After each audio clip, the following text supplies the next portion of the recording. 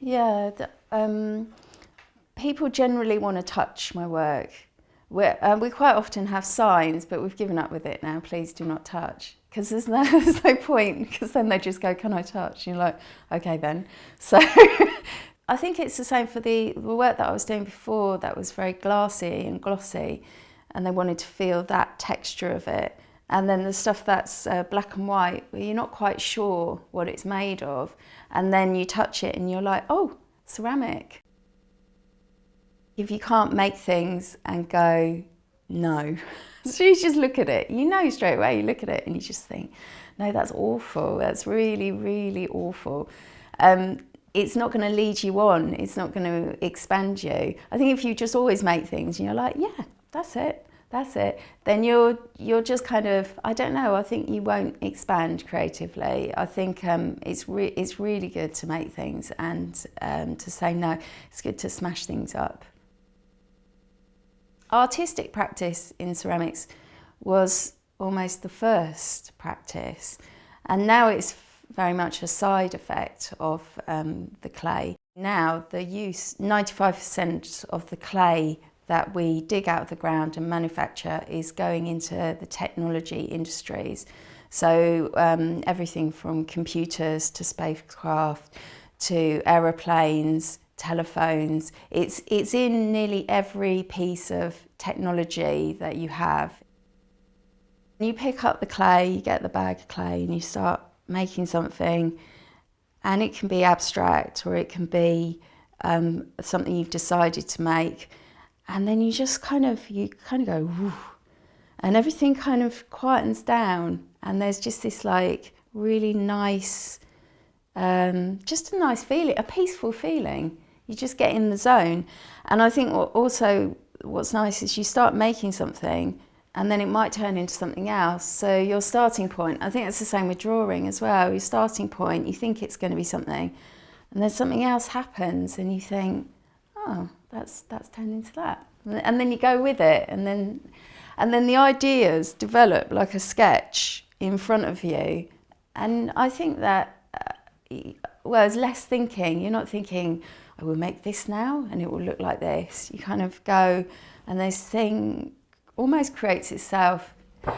So drawing's the first part of my work. That's where I start. And to take the pressure off me, I buy very cheap sketchbooks. So these are about £1 each. And then I use one in sort of an hour session. So then I don't mind just caning it up. And I'll draw really, really quickly, things like this, which are just all the ideas pouring out of my head.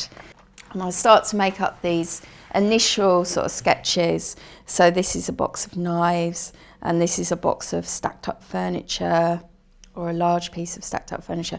But still, also, this is just it's a quick sketch, but it's a little bit clearer. So if I put this up on the wall, what I find is that I'm drawn towards one thing. And the more that I'm drawn towards it, that'll be the piece that I make next. So from there, then I work up the next thing, which is, these ones are all to do with figure. So I'm making figures at the moment. So these will be just based on images that I've been working up, and I try not to be too bothered. There's a few different things in here, but bothered about the outcome of them. They're just getting ideas down a bit more. This one about luggage. It's funny you were saying about that hole, and this one actually had that hole. A lot of the initial work was looking at other people's work in the ceramics field and trying to make things that I thought were ceramics. So I kind of was working with other people's ideas in a sense, and I started to feel this kind of emptiness. And it felt like there was a big hole. I don't know, I know that sounds quite strange, but it felt like I had this empty hole inside me, and that I was making in an empty way. We tried to sort of strip everything back to basics, start again really, get rid of the glaze, get rid of, I was using moulds and all sorts of techniques which are layers upon layers. the wheel I was using, because I felt you had to use the wheel, so I learned how to do that. And so now I just have a bag of clay and make things, take a handful of clay or roll out and just sit there and make things like that. And then I didn't bother with the glaze. And then he looks like he's got an elephant on his head. And this method, using ink and working quite quickly with ink and paint, is things happen and you don't always have full control over it. So I quite like the fact that an elephant's slightly hanging over his head, even though I can only see it a little bit, but it's kind of that idea. You think, oh, that's kind of quite strange. And that's from using ink and bleach and pens, lovely pens. And so then I use these very inky pens, a rollerball and this one, where the ink flows out quite well. And when you use it in combination with water, the ink sort of really blurs. And then the bleach has this sort of effect where it goes golden. So from these, then I'll start to work up my idea. People say, oh, you make things that don't have a purpose. And I think, oh no.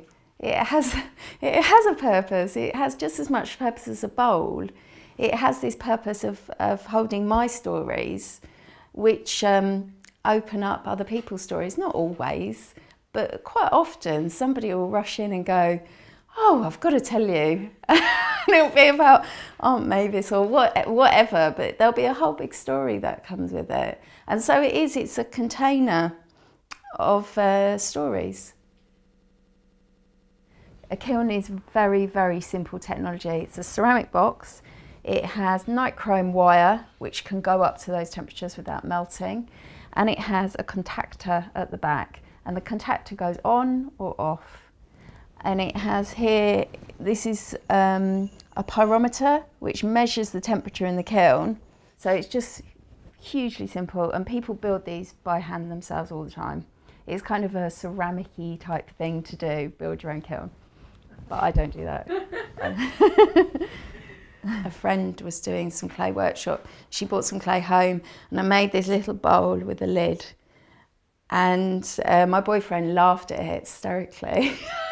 But then a year later, I was selling my work. So I just thought, well, I don't know, if you like something, even if you make something really rubbish, it doesn't matter. If you like it, you can find something, I think you can find something good in it, yeah.